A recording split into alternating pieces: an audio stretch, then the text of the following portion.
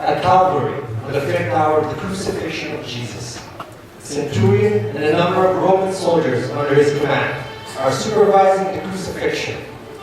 A large crowd is gathered around them, laying witness to the crucifixion presently at hand.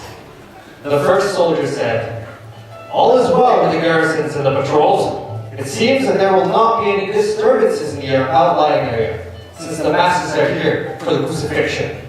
Then, the second soldier asked, "Why is it that the majority of this crowd still lingers even at the 5th hour? Should not the novelty of this execution have worn off already? This is the same crucifixion we have done this month." The centurion gathers his thoughts and then says, "Yes, it does look like there are more people here than usual." He then points out to a person in the crowd gathered close to where Jesus was being crucified. "You then, what makes it that this crowd is drawn towards this particular event? And to him, the one who is labeled the King of the Jews, what atrocity has he committed in order to merit this much attention?" Cautiously, the man replied, "He was charged with blasphemy by the Sanhedrin against God. Were you not there during the trial?" The centurion replied, "I was busy here preparing for the crucifixion, but what sort of blasphemy did he commit?" The man said, "He claimed to be the Messiah." The centurion asked, "The Messiah?" "Yes, the promised Savior and liberator of our people," answered the man. The second soldier laughed and said, "Ha ha! And what exactly is he supposed to save and liberate you from? The Roman Empire?"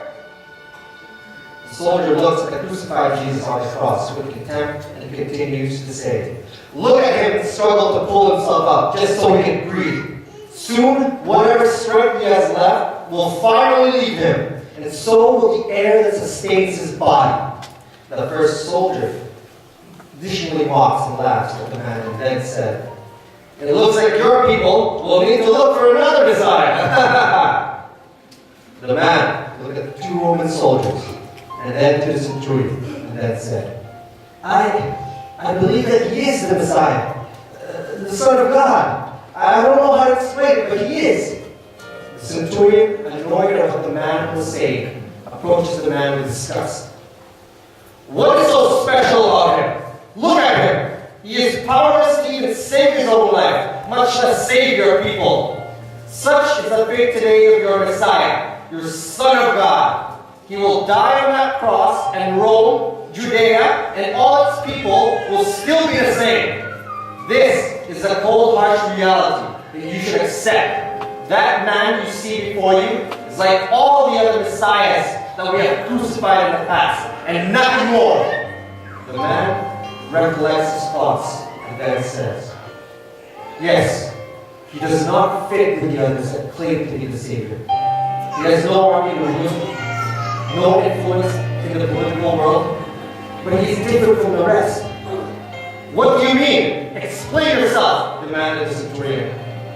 Trying to express through his personal experience, the man said, "He is able to change lives. I can't exactly explain it, but he had the power to transform my life. You see, I once was a mercenary by trade. I killed and murdered for profit. The rewards I received were bountiful, and even men everywhere provided me with praises. Yet in the very depths of my soul, my heart was tormented by the sins I had committed. I was guilty, and no matter what I did to relieve or forget my guilt, its presence was there to remind me of my depravity. I was hopeless." The centurion interrupted. "Hopeless? You and me, mercenary, are one and the same. You kill for your own welfare, and I kill for the glory of the empire. In my early days in the legions across the Rhineland, I have killed innocent men, women, and children, and now I command others to kill." The centurion pauses for a moment and then says gently, "You may think I don't feel a sense of remorse for my sins, but I do. Like you said, the guilt is always present. I sometimes justify my actions for the overall glory of the empire, but even that does not take away my guilt. However, the centurion then turned cold as he said, "The only thing that separates the two of us is that you are powerless to accept who you are, a killer, a murderer. Accepting who you are removes all the guilt that is plaguing your heart. You need to accept that everything in this life is futile, that all our actions mean nothing in the end. Now look at him." The centurion points to Jesus. Even his death shows the futility of what he stands for.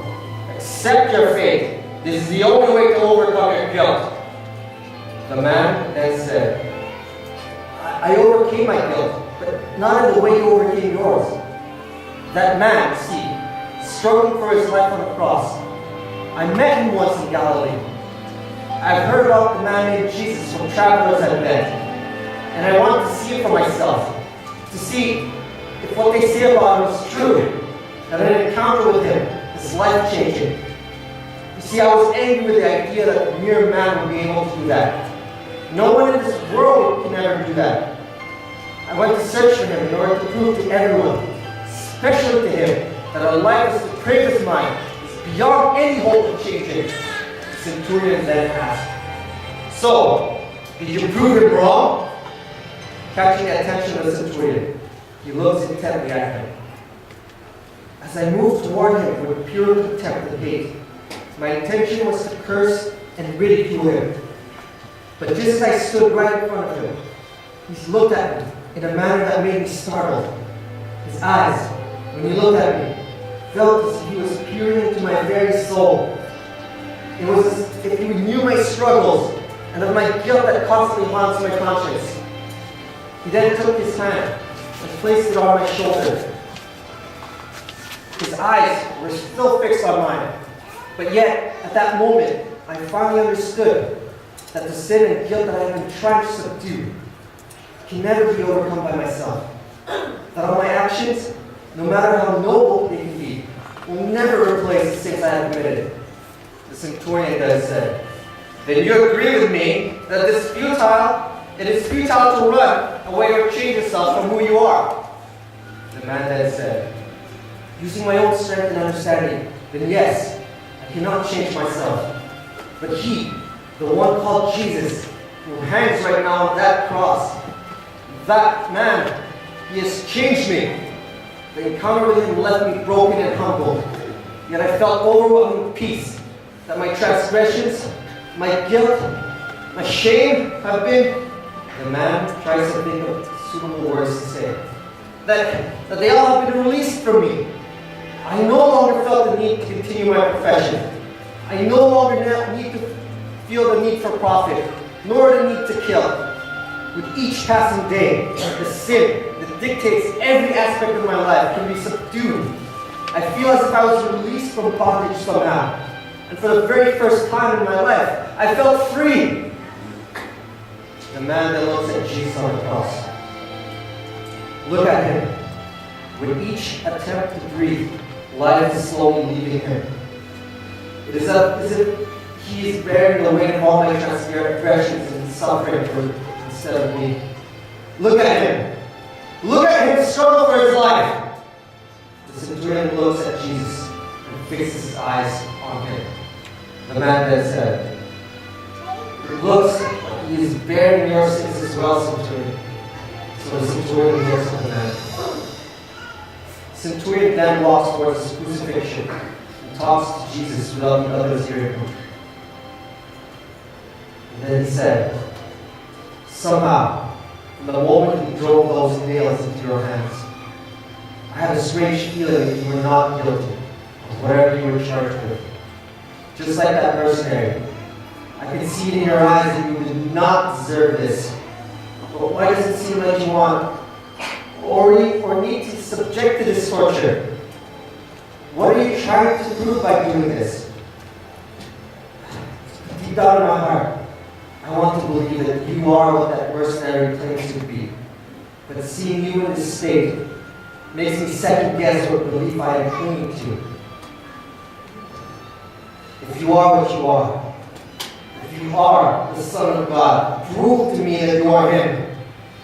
The centurion looks at the other people around, and then looks back at Jesus. Prove to me that you are him. Please, for our sake.